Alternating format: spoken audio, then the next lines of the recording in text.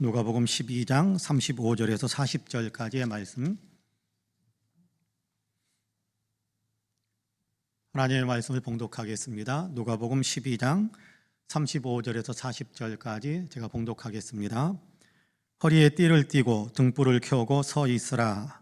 너희는 마치 그 주인이 혼인집에서 돌아와 문을 두드리면 곧 열어주려고 기다리는 사람과 같이 되라. 주인이 와서 깨어있는 것을 보면 그 종들은 복이 있으리로다. 내가 진실로 너희에게 이르노니 주인이 띠를 띠고 그 종들을 자리에 앉히고 나와 수종들리라. 주인이 혹 이경에나 혹 삼경에 이르러서도 종들이 그같이 하고 있는 것을 보면 그 종들은 복이 있으리로다. 너희도 아는 바니 집주인이 만일 도둑이 어느 때에 이를 줄 알았더라면 그 집을 뚫지 못하게 하였으리라. 그러므로 너희도 준비하고 있으라. 생각하지 않은 때에 인자가 오리라 하시니라. 아멘. 이 말씀에 큰 은혜가 있기를 원합니다. 할렐루야. 옆에 분들과 눈으로만 인사 한번 할까요? 하나님이 당신을 참 사랑하십니다. 눈으로만 인사 한번 합시다. 하나님이 당신을 참 사랑하십니다. 나도 당신을 사랑합니다. 눈으로 인사합시다. 나도 당신을 사랑합니다. 한 번 더 인사할까요? 당신 참 괜찮은 사람입니다. 참 괜찮은 사람입니다. 기다리는 마음이라는 짧은 수필 한 편을 읽은 적이 있습니다. 짧다고 하지만 그래도 이 시간 관계상 다 소개할 수는 없어서 각색해서 제가 짧게 그렇게 소개를 좀 하려고 합니다. 이런 내용입니다. 외출해서 돌아와 주방으로 들어서는데 아내가 음식 준비에 부산하다. 아니 무엇을 하는데 이리 분주해? 둘밖에 없는데 대충 해서 먹지 하며 식탁에 앉는데 큰 상이 비좁게 갖가지 나물이 나왔다. 아니 웬 나물들이야? 그냥 했어요. 혹시 갑자기 손님이라도 오면 쓰려고 갈무리에 두었던 나물들인데 오늘은 당신에게 대접하려고요. 그리고 가을이 되었으니까 다시 새 나물들을 말려야지요. 오늘 저녁상은 아내가 온종일 불리고 장만한 고사리, 도라지, 박나물, 호박나물과 아주까리 잎 대신에 볶았다는 깻잎 나물하며 쇠고기 고명, 계란 부침으로 장식한 골동반이 올라와 상이 푸짐하다. 온갖 나물들을 넣고 고추장 한 수저 듬뿍 떠 얹어 밥을 비비니 밥이 입속으로 들어가기도 전에 입안에서 군침이 돈다. 대청 석가래에 굴비를 걸어놓고 손님이 오기를 기다리다 오래도록 손님이 오지 않으면 상하기 직전에 굴비를 내려 식구들끼리 먹은 후 또다시 귀한 손님 몫으로 새 굴비를 사다 걸어두는 옛 인심이 이러하였을까 생각해 보았다. 창밖으로 정원의 나뭇잎이 붉게 물들어 떨어지는 것을 보다가 코스모스가 흐드러지게 피어있던 처가 동네의 조그만 역이 생각났다. 영주에서 안동 쪽으로 한 정거장 아래에 있는 완행열차만 서는 시골이다. 80년대 초 추석이나 설 명절 때 귀성표를 구한다고 청량리역에 나가 이른 새벽부터 이리저리 밀리는 난장판 속에 겨우 구한 열차표를 가지고 아내와 아들 손을 잡고 가던 처가다. 휴가철마다 우리 세 식구가 내려가 농가의 바쁜 일손은 나 몰라라 한 채 마치 별장에라도 내려온 양 백년손의 새를 늘어지게 누리다 올라가곤 했던 피서지이기도 했다. 어쩌다 기차표라도 구한 후 내려간다고 전화를 드린 명절에는 나의 가장 믿어온 후원자이자 별장지기이신 장인께서는 아침부터 들며 나며 잘 익은 과일을 골라 따 놓으시고 또 사위에게 잡아줄 씨암탉도 점지해 놓으시며 당신은 한 모금의 술도 못 드시면서 사위를 위해 숙성시켜 놓은 과일주를 꺼내 놓는다. 십리길 장에 나가 며칠만 놀다 갈 외손주에 세발 자전거도 사다 놓으시고 고목 자두나무에 그네 줄도 달아두시고는 우리가 도착하기 몇 시간 전부터 가수원 언덕에서 서성이며 친정 나들이 온다고 딸과 백년손인 사이를 기다리셨다. 그리고 후략하겠습니다. 기다리는 마음을 어찌 이렇게 잘 묘사해주고 있는 내용인지 다시 한번 생각하게 됐습니다. 오늘 우리가 읽은 누가복음 12장을 통해 주님은 저와 여러분에게도 너희도 기다리는 자와 같이 되라 그렇게 말씀하고 있습니다. 시집간 딸과 백년손 사이 그리고 눈에 넣어도 아프지 않을 것 같은 우리 새끼 손주들이 이제나 도착하려나 저제나 도착하려나 애달픈 마음으로 동구박 굽어진 길을 바라보며 기다리시는 할아버지처럼 우리도 그렇게 기다리는 사람이 되라라고 말씀하시는 겁니다. 물론 우리가 시집간 딸과 딸 대회나 손주들을 기다리는 그런 일들을 하라고 하는 것은 아니겠지요. 주님은 주님을 기다리라 그렇게 말씀하고 있습니다. 우리 주 예수 그리스도를 기다리되 진실로 기다리는 사람과 같이 되라라고 하시는 겁니다. 우리는 지금 대림절기를 살고 있습니다. 오늘이 벌써 대림절 세 번째 주일인데요. 대림절을 보내고 있는 우리에게 주님은 주님을 기다리는 신앙을 더 견고하게 하기를 원하면서 본문 말씀을 우리로 하여금 읽게 하십니다. 이제 이 말씀을 조금 더 깊이 묵상하기를 원하는데요. 바라기는 말씀을 나누는 저와 여러분 우리 모두에게 하나님의 은혜가 더 풍성하게 임하시기를 주님의 이름으로 간절히 축복합니다. 첫째로 오늘 우리가 읽은 본문에서 주님은 주님이 오신다라는 사실을 우리로 하여금 기억하게 하십니다. 누구를 기다리고 무엇을 기다려야 할 것인가, 기다림의 내용을 우리에게 이야기하시는 거죠. 주님이 오신다. 주님이 오신다. 대림절은 주님의 오심을 기다리는 절기입니다. 성탄절이 다가오니까 단지 성탄절만 기다리고 있는 것은 물론 아닙니다. 물론 성탄절을 기다리는 절기이기도 하지요. 하지만 대림절의 기다림은 세 가지의 차원을 담고 있습니다. 하나는 이미 오신 예수님을 기다리는 겁니다. 2000여 년 전에 예수님은 이미 오셨지 않습니까? 예수님이 오셨던 그날을 우리는 성탄절이라고 부르고 이미 오신 예수님을 기다리는 그런 성탄절을 우리는 기다리고 있습니다. 하지만 그냥 날짜만 세어가면서 날짜만 하루하루 축내면서 날짜만 하나하나 견디어가면서 기다리는 것이 아니라 우리를 위해 독생자로 세상에 오셔서 우리의 죄를 속량하신 그 은혜와 사랑을 생각하면서 감사하는 마음을 차곡차곡 쌓으면서 그러면서 예수님이 오신 그 성탄절을 맞이하기 위해 기다리는 겁니다. 다른 하나는 오고 계시는 예수님을 기다리는 겁니다. 지금도 우리에게 오고 계시는 예수님이십니다. 요한계시록 3장 20절에서 말씀하는 것처럼 우리에게 오셔서 마음문을 두드리시는 예수님이세요. 예수님은 지금도 우리에게 오셔서 우리 마음을 두드리십니다. 2000여 년 전에 아기 예수로 오시고 그리고 더 이상 오시지 않는 것이 아니라 지금도 계속해서 예수님은 우리에게 오고 계시는 겁니다. 그런데 우리가 그 두드리시는 소리를 듣지 못한다면 주님께 마음의 문을 열어드릴 수 없을 것입니다. 지금도 오고 계시는 예수님을 기다린다는 것은 주님께 주의를 집중하는 것입니다. 언제든지 예수님의 음성을 듣고 마음의 문을 열기 위해 준비하면서 살아가는 것이지요. 언제든지 예수님께서 우리의 삶에 들어오시도록 우리의 마음에 문을 열고 우리에게 오실 수 있도록 예수님이 걸어오실 수 있는 길을 내는 것입니다. 길을 내면서 살아가는 거지요. 예수님은 우리가 예배 드릴 때 우리를 찾아오시고 예수님은 우리가 기도 드릴 때 우리에게 임재하시고 찬양할 때 우리 가운데 들어오시는 예수님이세요. 주님이 기뻐하시는 일을 행할 때 주님은 우리에게 오시는 분이십니다. 예수님은 지금도 계속해서 우리에게 오세요. 이렇게 오시는 예수님을 맞아들이기 위해 준비하면서 살아가는 그 기간이 대림절, 그 신앙을 더 견고하게 닦아가는 것이 대림절입니다. 마지막 하나는 장차 오실 예수님을 기다리는 겁니다. 장차 오실 예수님, 재림하실 예수님을 이야기하는 거지요. 재림하실 예수님을 기다리는 겁니다. 그렇습니다. 예수님은 이미 오셨고 예수님은 지금도 오시고 계시고 예수님은 장차 오실 분이십니다. 오늘 본문은 예수님이 오신다라는 사실을 매우 강하게 말씀하세요. 그럼 본문 36절 말씀을 같이 한번 읽어볼까요? 36절 같이 읽습니다. 시작. 너희는 마치 그 주인이 혼인집에서 돌아와 문을 두드리면 곧 열어주려고 기다리는 사람과 같이 되라.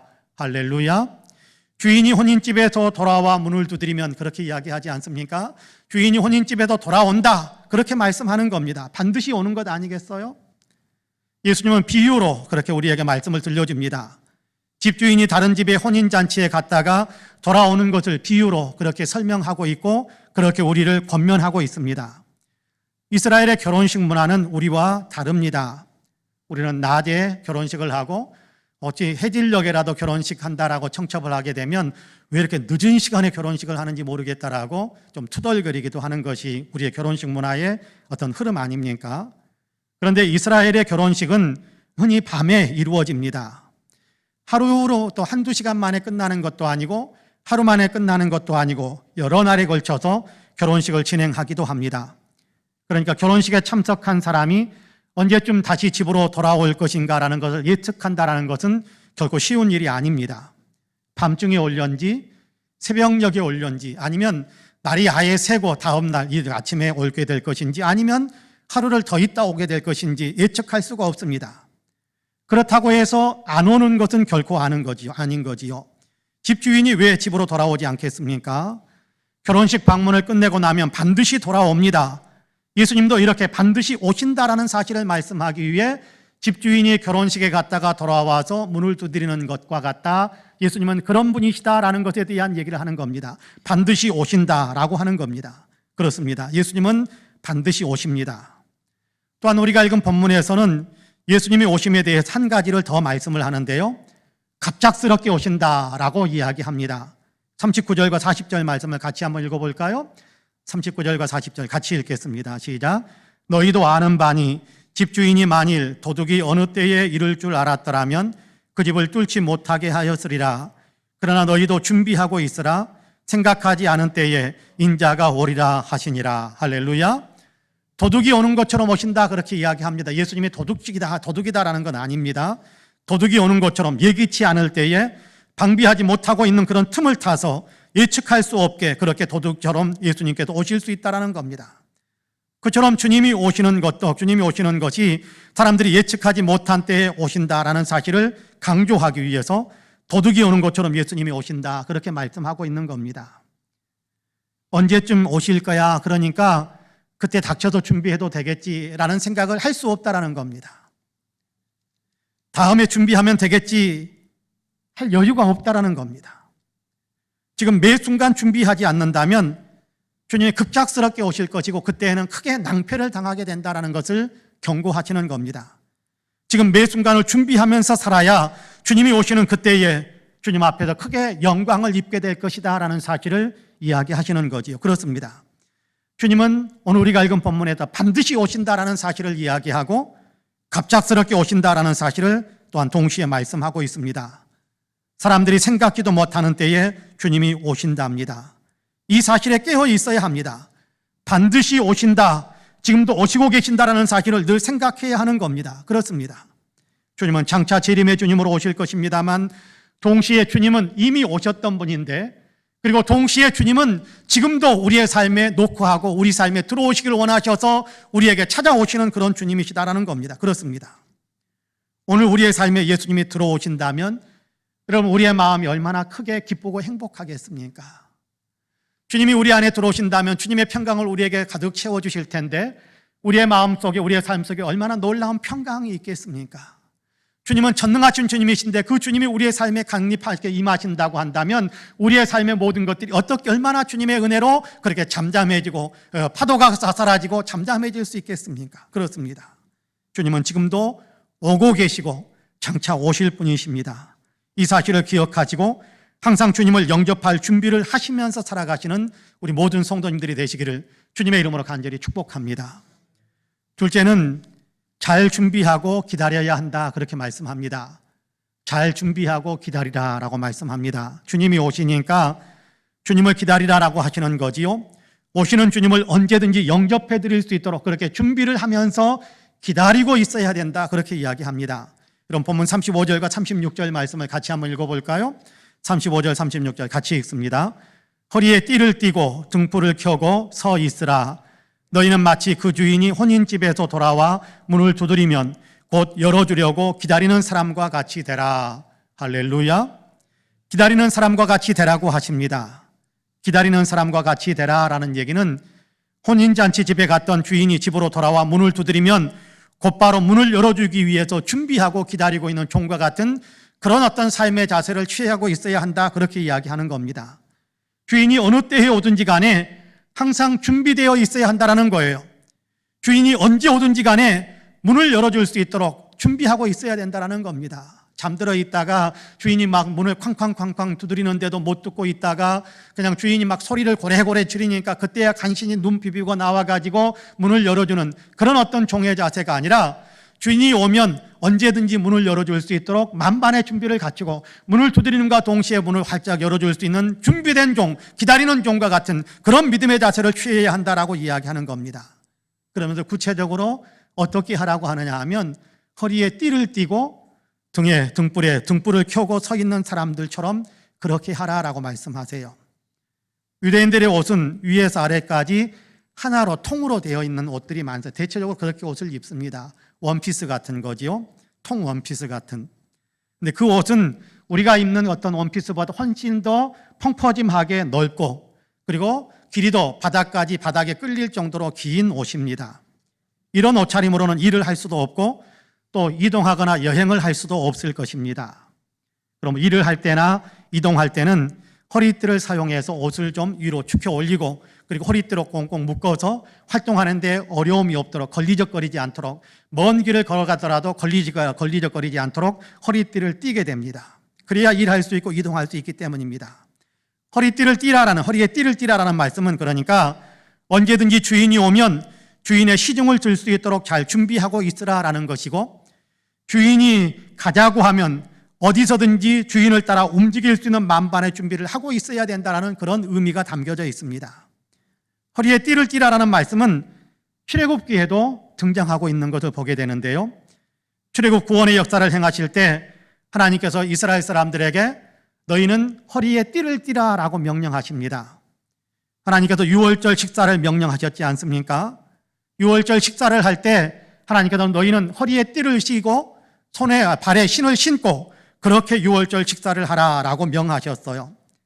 애굽 땅에 내리는 10번째 재앙, 애굽의 모든 장자를 치는 재앙을 내릴 텐데 그러면 애굽 사람들이 더 이상 너희를 노예로 붙잡고 있지 않고 아니 너희를 이제 등 떠밀어서 내어 쫓듯이 애굽 땅에서 몰아낼 텐데 그때 머뭇머뭇하다가 못 나오는 사람 되지 말고 그때 너희를 쫓아내 줄 텐데 그때 재빨리 움직여서 애굽 땅을 빠져나올 수 있도록 만반의 준비를 갖추고 그 얘기를 어떻게 하라고 그러냐 하면 허리에 띠를 띠고 그리고 발에 신을 신고 그렇게 유월절 식사를 하다가 그렇게 너희를 몰아내면 곧바로 빠져나와야 된다 그렇게 말씀하시는 겁니다.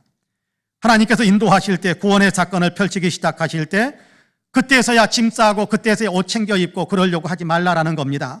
이미 옷도 입고 짐도 싸고 다 준비하고 있다가 주님이 출발 그러면 곧바로 따라서 나설 수 있는 그런 만반의 준비를 갖추고 있으라라는 그런 의미가 있는 거지요. 이스라엘 백성들은 이렇게 띠를 띠고 식사를 했고 하나님의 역사로 그들은 곧바로 애굽 땅을 빠져나올 수가 있었던 것이 사실입니다. 그렇습니다. 허리에 띠를 띠라라는 것은 이렇게 곧바로 주님을 따라 움직일 준비를 하라라는 그런 의미가 담겨져 있는 겁니다. 나아가 등불을 켜고 있으라라고 말씀하세요. 불을 켜라라는 얘기는 깨어 있으라라는 거죠. 잠들지 말고 깨어 있으라라는 겁니다. 등불을 켜두어야 그러면 집 주인이 집을 향해 올 수 있지 않겠습니까? 등불이 켜져 있지 않으면 어두울 때면 사방을 분별할 수가 없어요. 지금처럼 가로등 있는 때도 아닌데요. 불빛이 없으면 내 집이 어느 방향인지 감을 잡을 수도 없게 되는 겁니다. 집 주인이 찾아올 수 있도록 등을 걸어 놓는 것이기도 하고 또 오신 분이 주인인지 아닌지 확인할 수 있기 위해서도 등불을 켜두어야 하는 겁니다. 주인에게 문을 열어주어야지 아무나 문을 두드린다고 문을 열었다가 강도나 도둑이 들어오면 어떻게 하겠습니까? 그래서는 안 되는 거지요. 불을 켜고 있어야 합니다. 깨어 있어야 내게 오시는 주님을 맞아들일 수 있게 되는 겁니다. 불을 켜고 있어야 깨어 있어야 지금 내게 오신 분이 예수님이 맞는지 안 맞는지를 확인하고 분별할 수 있게 되는 것입니다. 그러므로 불을 켜고 있으라 깨어 있으라 하는 겁니다. 주님 맞이할 준비를 잘 갖추고 있으라라는 얘기지요. 베드로후서 3장 9절 이하에서는 주님이 반드시 오실 것을 말씀하시면서 너희는 이렇게 준비하라라고 말씀하는데요. 베드로후서 3장 9절에서 12절 상반절까지의 말씀을 같이 한번 읽어보겠습니다. 영상에 띄워줄 텐데 같이 읽어봅시다. 시작. 주의 약속은 어떤 이들이 더디다고 생각하는 것 같이 더딘 것이 아니라 오직 주께서는 너희를 대하여 오래 참으사 아무도 멸망하지 아니하고 다 회개하기에 이르기를 원하시느니라. 그러나 주의 날이 도둑같이 오리니 그날에는 하늘이 큰 소리로 떠나가고 물질이 뜨거운 불에 풀어지고 땅과 그 중에 있는 모든 일이 드러나리로다. 이 모든 것이 이렇게 풀어지리니 너희가 어떠한 사람이 되어야 마땅하냐? 거룩한 행실과 경건함으로 하나님의 날이 임하기를 바라보고 간절히 사모하라. 할렐루야. 주님이 오시는데 더디게 오시는 것처럼 그렇게 생각하지 말라라는 겁니다. 오신다고 하셨는데 2000년이 지난 벌써 21년, 2022년으로 넘어가려고 하는데 오신다고 하신 주님은 안 오시려는가 보다, 아예 안 오시려는가 보다, 아예 천천히 오시려는가 보다, 그런 생각하지 말라라는 거예요. 더디게 올 것이다, 그렇게 생각하지 말라라는 거예요. 그럼 방금 읽었던 베드로후서에서도 도둑같이 임한다, 오늘 우리가 읽은 본문에서도 도둑같이 갑작스럽게 그렇게 찾아오게 될 것이다 라고 말씀하고 있지 않습니까? 그때에는 조금 존재하는 세상의 모든 것들은 다 사라지고 없어진답니다. 심판의 주님으로 오셔서 모든 것을 다 사라지게 소멸시키게 될 것이기 때문에 그렇습니다. 그때는 새 하늘과 새 땅이 펼쳐진다는 거지요. 이렇게 주님이 오셔서 새 세상을 펼치실 텐데 그때를 위해서 지금 우리는 어떻게 준비하면서 살아야 되는가, 우리는 무엇을 어떻게 준비하면서 살아야 되는가라는 것에 대해 오늘 우리가 읽은 방금 읽어드린 베드로후서 3장에서는 이렇게 이야기합니다. 너희가 어떠한 사람이 되어야 마땅하냐? 거룩한 행실과 경건함으로 하나님의 날이 임하기를 바라보고 간절히 사모하라, 그렇게 말씀합니다. 거룩한 행실과 경건함으로 준비하라, 그렇게 이야기합니다. 거룩하다라는 얘기는 가장 쉽게 표현한다면 세상과 구별된다, 그런 얘기입니다. 세상 사람들과 똑같은 생각, 세상 사람들과 똑같은 목표, 세상 사람들과 똑같은 가치관, 세상 사람들과 똑같은 어떤 그런 행실, 그렇게 하지 말고 우리는 하나님께 속한 사람이니까, 세상과 구별된 하나님의 백성이 되었으니까 하나님에 대한 생각, 하나님의 가치관, 하나님께서 말씀하시는 것을 삶의 중심으로 삼고 그런 어떤 삶을 살아가는 그런 사람이 되어라라는 겁니다. 거룩한 행실,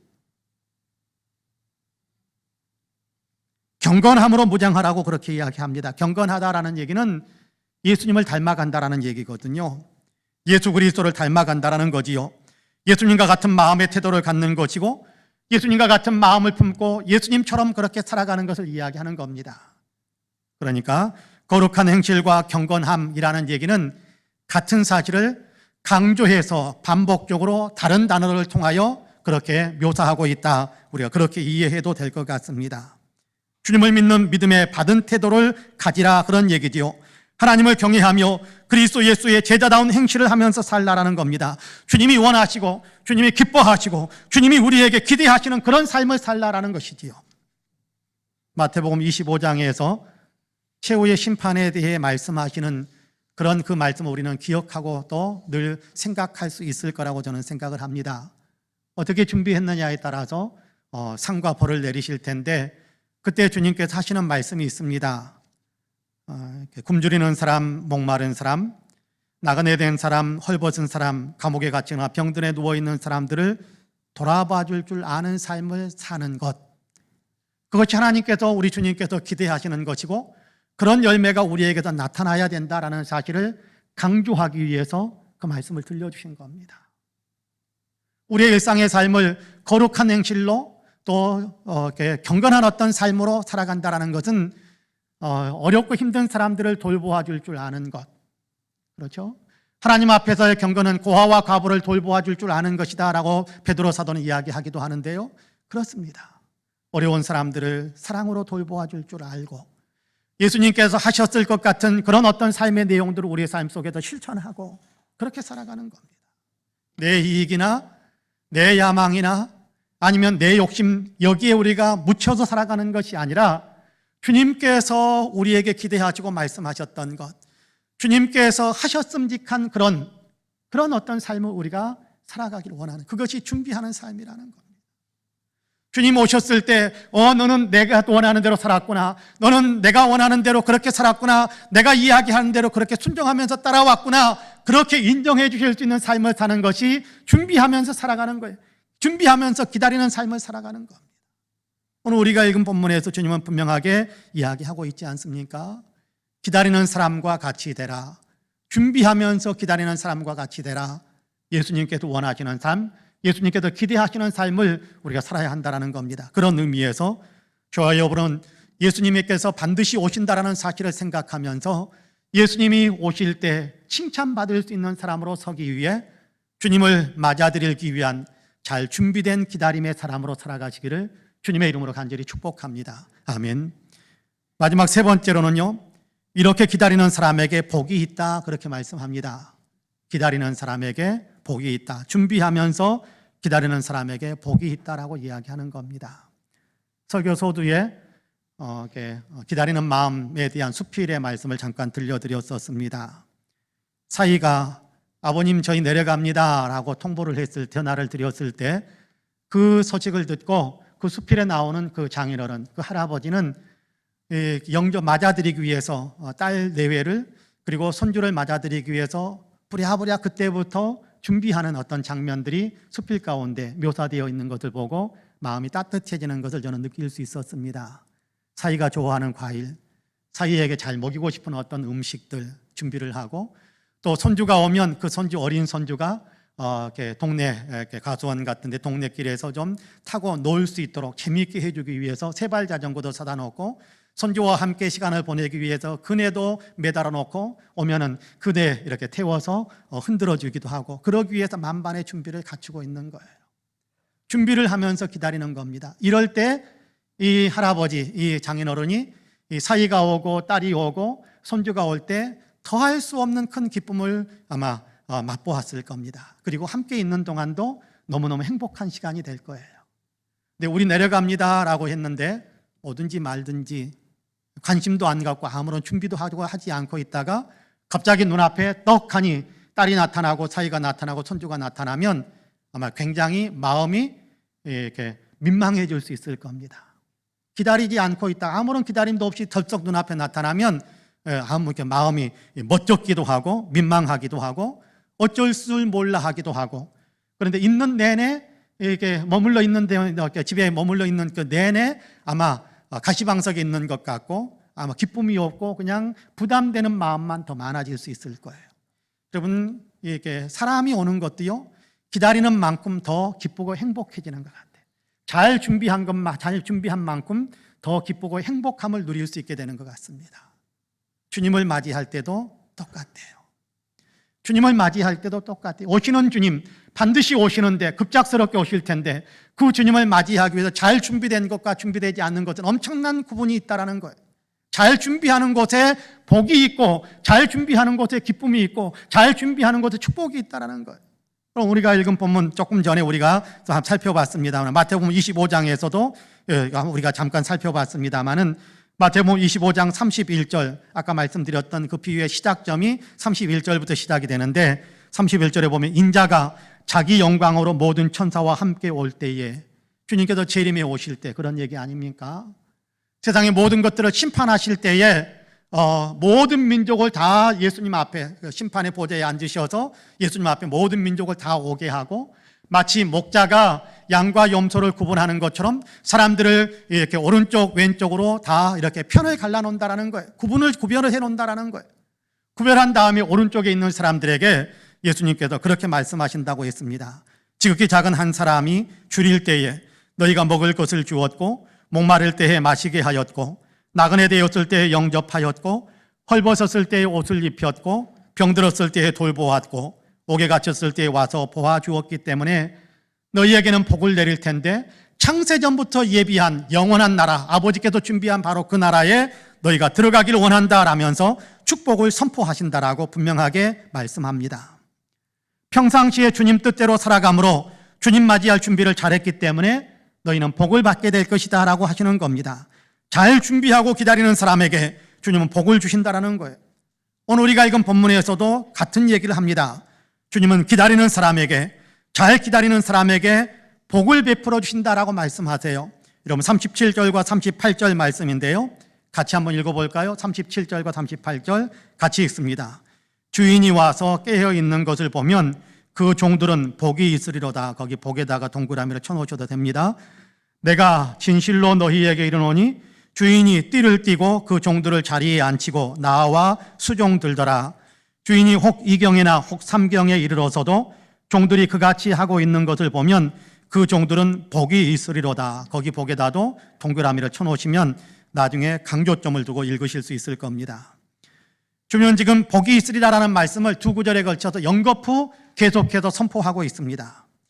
주인이 올 때까지 허리에 띠를 띠고 등불을 켜고 기다리는 사람이 복이 있답니다. 이렇게 기다리는 하인을 보게 되면 그 주인이 띠를 띠고, 자기가 이제 띠를 띠고, 그리고 그 종들을 자리에 상석에 앉힌 후에 자기가 가가지고 그 종들을 수종든다라는 거예요. 발도 씻어주고 음식 대접도 해주고 어쩌면 안마도 해주고 그랬을지 모르겠습니다. 주인이 친히 섬겨주는 그 섬김의 복을 받게 될 것이다, 그렇게 주님은 선포하고 있습니다. 이런 영광이 또 있겠습니까? 하인이 주인의 섬김을 받는, 여러분, 이런 영광이 또 있을까요? 종이 주인의 섬김을 받는 이런 놀라운 영광이 있을까요? 오실 주인을 잘 기다리는 사람에게 이런 영광을 주실 거다라고 주님께서 선포하고 있습니다. 주인이 2경이나 3경에 집에 왔는데 그때까지도 그렇게 기다리고 있는 것을 보게 되면 그 사람에게 복을 내리신다라고 말씀합니다. 2경이나 3경이라는 얘기는 자정을 넘기고 새벽까지의 시간을 가리키는데요, 세상이 어두워지고 모두가 잠들어 버린 시간입니다. 모두가 잠들어 버린 시간에 혼자 깨어 있는 것은 쉬운 일이 아니지요. 영적으로는 더더욱 그렇습니다. 세상이 영적으로 암흑이 되어 가는데 그 가운데 홀로 신실하게 믿음을 지켜간다는 것은 결코 쉬운 일이 아닙니다.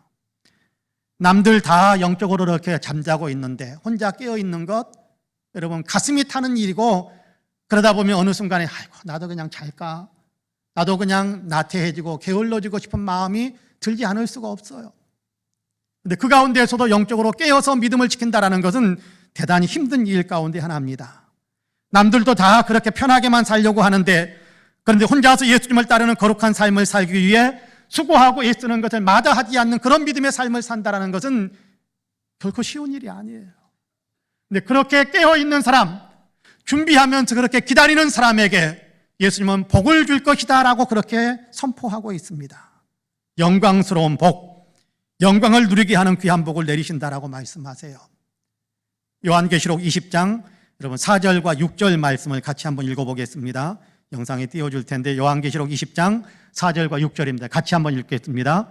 또 내가 보좌들을 보니 거기에 많은 자들이 있어 심판하는 권세를 받았더라. 여기 보세요. 많은 보좌가 이렇게 있는데 거기 이렇게 앉은 자들이, 거기 앉은 사람들이 많이 있었다라는 것에 대한 얘기를 하지 않습니까? 다 계속해서 읽어봅니다. 또 내가 보니 예수를 증언함과 하나님의 말씀 때문에 목배임을 당한 자들의 영혼들과 또 짐승과 그의 우상에게 경배하지 아니하고 그들의 이마와 손에 그의 표를 받지 아니한 자들이 살아서 그리스도와 더불어 1000년 동안 왕노릇하니. 자, 처음 시작할 때 읽었던 보좌들이 있고 사람이 앉아 있는데 그 사람들이 누구냐 하면 믿음을 지킨 사람들인데, 그 사람들이 보좌에 앉아서 뭘 한다고 하느냐 하면 왕노릇하게 될 것이다 라고 이야기합니다. 계속해서 6절을 읽어볼까요? 같이 읽습니다. 이 첫째 부활에 참여하는 자들은 복이 있고 거룩하도다. 둘째 사망이 그들을 다스리는 권세가 없고 도리어 그들이 하나님과 그리스도 제사장이 되어 1000년 동안 그리스도와 더불어 왕노릇하리라. 할렐루야. 첫째 부활에 참여할 뿐만 아니라 잘 준비하면서 살아가는 사람들, 믿음을 지키면서 살아가는 사람들, 첫째 부활에 참여하는 사람들이 될 뿐만 아니라 그리스도와 함께, 그리스도께서 준비해 주시는 그 보좌에 앉아서 예수님과 함께 왕노릇하는 그런 영광을 누리게 될 것이다. 누가요? 잘 준비하면서 기다리는 사람, 기다림을 잘하는 사람, 믿음을 지키는 사람. 여러분, 사탄이나 어떤 우상 숭배에 빠져들지 않고 적당히 타협해서 그냥 대충 살아가지 않고 그냥 믿음을 지키기 위해서 모든 것을 걸었던 그런 삶을 산 사람, 보좌에 앉혀서 주님과 함께 왕노릇하게 하는 영광을 누리게 할 것이다, 분명하게 우리에게 말씀하고 있습니다. 그렇습니다. 예수 믿는 믿음에 깨어 있으며 주님의 말씀을 따라 살아가는 사람, 주님께 순종하기 위해 기꺼이 자기를 희생할 줄 아는 사람, 이런 사람들을 주님은 지극히 높여서 보좌에 앉게 하여 주님과 함께 왕노릇하게 하신다, 그렇게 말씀합니다. 여러분, 믿음의 사람, 잘 기다리는 사람입니다. 거룩한 행실과 정결한 사람, 거룩한 행실과 여러분께 경건한 삶을 살았던 어떤 그런 믿음의 삶을 사는 사람들을 이야기하는 겁니다. 주님 오심을 기대하며 기다리는 믿음을 지킨 사람들이지요. 저는 저와 여러분도 바로 이런 사람의 반열에 설 수 있게 되기를 간절히 축복합니다. 어떻게 그럴 수 있다고 하나요?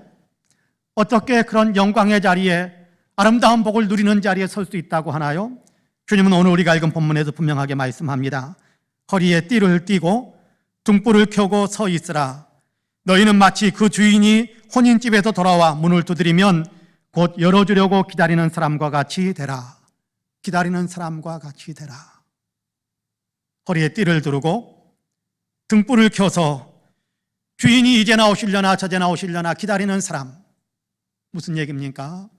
예수님이 오실 테니까 그 예수님을 맞이하기 위해서 나는 지금 믿음의 삶을 살고 준비하면서 살고 기다리면서 살겠다라면서 그렇게 아름다운 믿음의 삶을 살아가는 사람, 이런 사람들의 삶이 주님의 복을 받을 수 있는 그런 삶이다라는 것을 가르쳐주고 있습니다. 그렇습니다. 기다리는 사람으로 살라는 겁니다. 오시는 주님을 기다리는 사람으로 사는 겁니다. 주님을 맞아들이고 주님이 이끄시는 삶을 살아가기 위해 최선을 다하는 겁니다. 사랑하는 성도 여러분, 디림절이 깊어갑니다. 주님을 기다리는 믿음을 더 깊고 굳게 하시기를 축복합니다.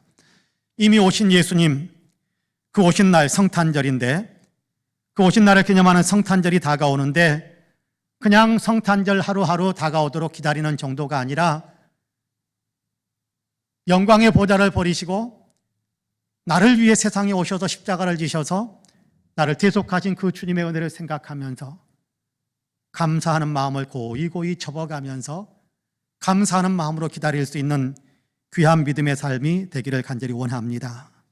2000년 전에 우리에게 오셨지만 그럼에도 주님은 지금도 오고 계시는 분입니다. 신앙의 신비이지요. 사실 우리는 이 일이 이루어지기를 늘 기도하고 있는 것이 사실 아닙니까? 주님이 오셔서 내 삶에 임재해 주시길 우리는 기도하지 않습니까? 주님, 오늘도 내 마음에 들어오셔서 출렁거리고 흔들리는 내 마음을 진정시켜 주시고 평화롭게 만들어 주시기 원합니다. 우리 기도하고 있잖아요. 주님, 제가 어려움에 봉착했는데 내게 오셔서 지금 나를 다스려 주셔서 풍랑이는 것 같은 내 인생이 잔잔한 바다와 같이 변화될 수 있도록 도와주시옵소서. 우리가 기도하잖아요. 주님이 오시옵소서, 지금 오시옵소서, 내 삶 속에 지금 오셔서 나를 다스려 주옵소서 기도하잖아요. 그 일이 실제로 이루어지는 것이 주님의 우리 안에 오시는 건데 그 일이 정말 우리 가운데 이루어지도록 기다림의 마음을, 사모하는 마음을, 주님이 오시도록 우리가 마음의 문을 열고 기대하고 길을 내는 그런 어떤 기다림의 믿음을 우리가 가져야 한다는 겁니다. 또 한편으로는 장차 오실 주님, 재림의 주님으로 오신다라는 사실을 한시도 잊지 않고 그날의 주님 앞에 아름답고 또 주님께서 영광스럽게 만들어주시는 그런 어떤 자리에 서기 위해 내가 지금 한 걸음 한 걸음을 성실하게 믿음의 삶으로 그렇게 살아가겠다는 그 마음을 계속해서 유지할 수 있게 되기를 간절히 원합니다. 잘 기다리는 사람에게 주님은 영광의 복을 내리신다라고 분명하게 선포하고 있습니다. 잘 기다리셔야 합니다. 주님 오실 것을 기대하는, 주님 오실 것을 기다리는 믿음을 잘 준비해야 됩니다. 바라기는 이 믿음 더욱 굳세기를 주님의 이름으로 간절히 축복합니다. 아멘. 기도하겠습니다. 자비와 긍휼이 풍성하신 하나님, 오늘도 우리를 사랑하시어서 주님은 오셨고 지금도 오고 계시고 장차 재림의 주님으로 오신다라는 사실을 다시 한번 우리의 마음속에 심어주심을 감사합니다. 사실 망각하고 살 때가 많고 잊어버릴 때가 많고 우리가 기억은 하지만 나태하게 반응하는 때가 참 많습니다. 그러나 오늘 주님께서 우리에게 등불을 켜고 허리에 띠를 띠고 기다리고 있는 사람과 같이 되라라고 말씀해 주셔서 감사합니다. 우리의 마음을 새롭게 합니다. 잘 기다리고 준비하는 사람으로 주님 맞을 준비를 하는 아름다운 신앙의 사람들이 다 될 수 있도록 우리에게 은혜의 은혜를 더하여 주옵소서. 감사드리며 예수님의 이름으로 기도하옵나이다. 아멘.